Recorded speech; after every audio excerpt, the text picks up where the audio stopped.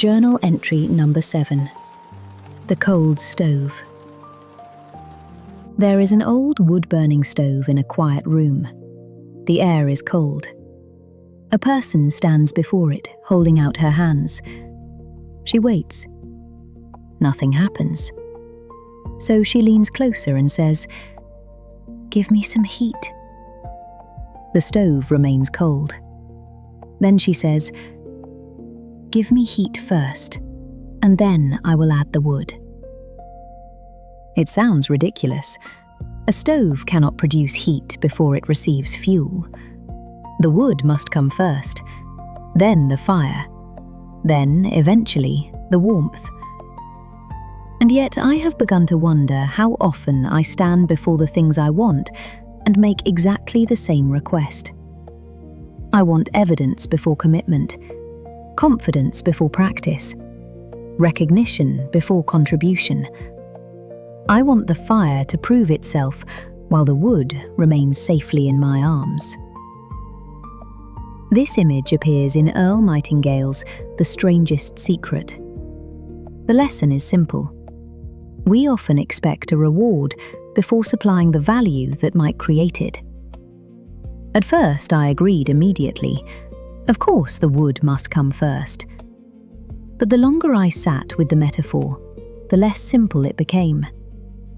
Adding wood costs something: time, energy, attention, hope. Once the fuel enters the stove, it is no longer available for something else, and there is no guarantee that the fire will catch. The wood may be damp, the airflow may be poor, the chimney may be blocked. I may discover that I understand fire mainly as a concept. Standing beside a cold stove is uncomfortable, but at least the wood is still mine. Perhaps I want the reward first because it would make the sacrifice feel safe. If I knew the work would succeed, beginning would be easier. If I knew the service would be valued, giving it would feel less vulnerable. If I knew the effort would be recognized, I could offer it without wondering whether I was wasting my time. But certainty rarely arrives before the work. The stove offers no sample warmth, no polite notice saying, "Add 12 more pieces and success will begin at 4:30. It simply waits for the fuel. There is something uncomfortable about the order of cause and effect. We often want the effect to motivate the cause. Pay me, and I will become valuable. Recognize me, and I will produce my best work. Give me confidence, and I will begin. Show me that success is coming, and I will persist. But perhaps the order usually runs the other way. We practice before confidence appears. We contribute before anyone notices. We become useful before usefulness becomes opportunity. We add the wood before we can stand in the warmth. Still, life is not a perfect demonstration of Newton's third law. Effort does not always receive an equal reward. The stove analogy is not a guarantee. Putting in the wood does not promise warmth. But refusing to add it makes the outcome easier to predict. Nothing burns. Nothing changes. The room remains cold. Perhaps the metaphor is useful not as a promise, but as a question about sequence. Have I begun asking for the result before supplying enough of what might create it? Heat is the part we can feel. Fuel is less exciting. It is repetitive. One piece, then another. Some must be carried. Some must be cut. Some need time to dry. Very little about stacking wood feels like success.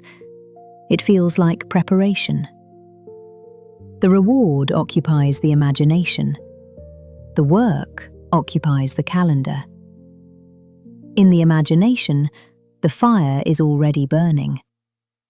In the calendar, it is Tuesday evening, and another piece of wood needs to be carried. Perhaps many ambitions become difficult, not because we stop wanting the warmth, but because we grow tired of handling the fuel. Service can feel like that.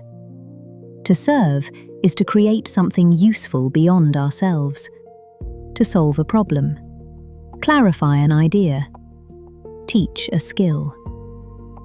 But effort alone is not always useful. We may pile wood beside the stove and wonder why the room remains cold. The effort was real, but it never entered the place where combustion could happen. Service requires attention. What does the other person need? Can they recognize the value? Can they use it? These questions are less satisfying than work harder, but perhaps they are more honest. I sometimes confuse effort with entitlement. I worked on this, therefore someone should care. I spent time, therefore the result should matter. I added wood, therefore the room owes me warmth. But the stove does not respond to how tired I became carrying the fuel.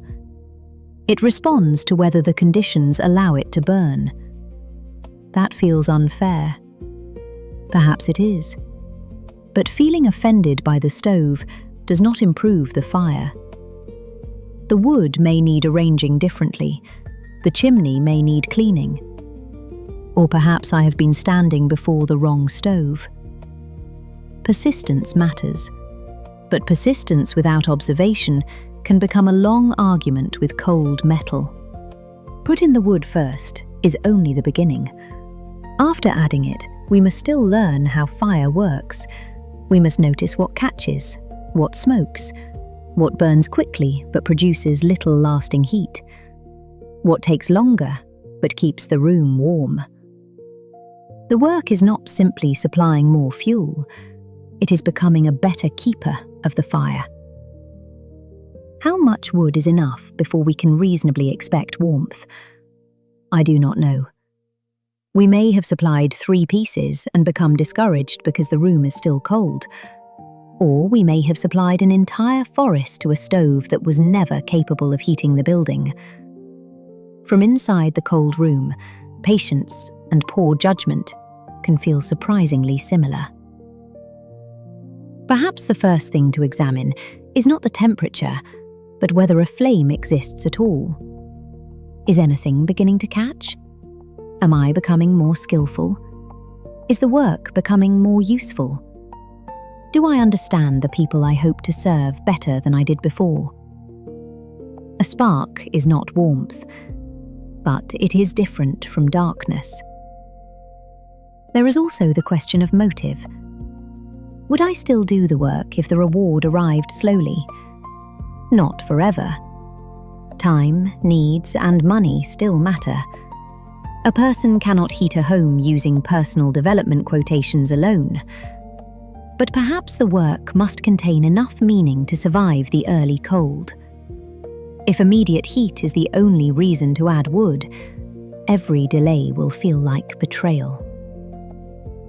I do not want to romanticize unpaid effort. Serve first can become dangerous when it means endless work without fair compensation. Service still needs boundaries. A fire that consumes every piece of wood without warming the room is not a moral lesson. It is a problem. We add the wood first, but eventually we must examine the heat. Is the service reaching anyone? Is the work sustainable? If not, what needs to change?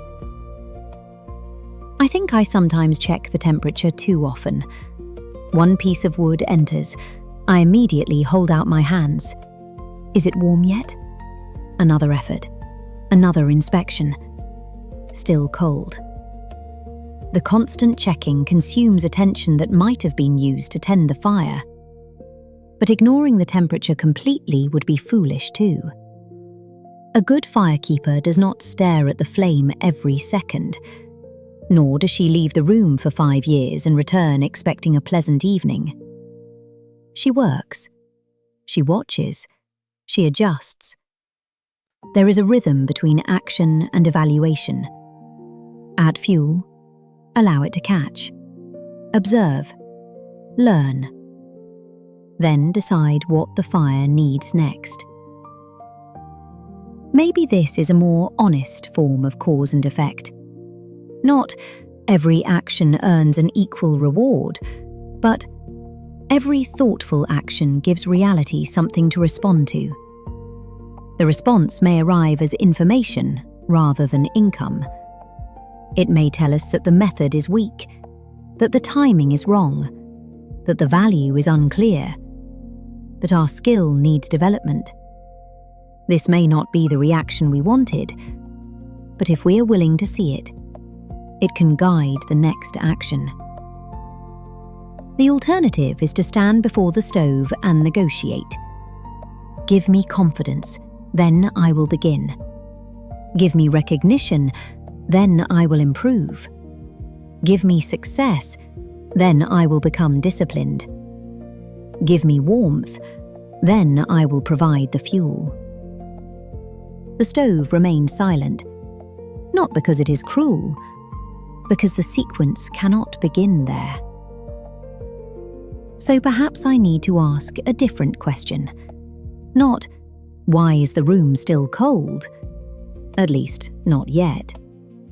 First, what have I placed inside the stove? Is it useful? Is it enough to begin? Have I learned how to light it? Am I tending the fire or merely waiting beside it? I cannot control exactly how much warmth will return. I cannot guarantee that every effort will be rewarded in the form I expect. But I can stop demanding that the future prove itself before I contribute to it. I can add the next piece of wood. I can learn from the flame. And after enough time has passed, I can examine the room honestly. Perhaps the stove will not always reward us, but warmth cannot be the first contribution. Something must be offered before something can burn. The room is still cold. The wood is still in my hands. And for now, I know what must happen next.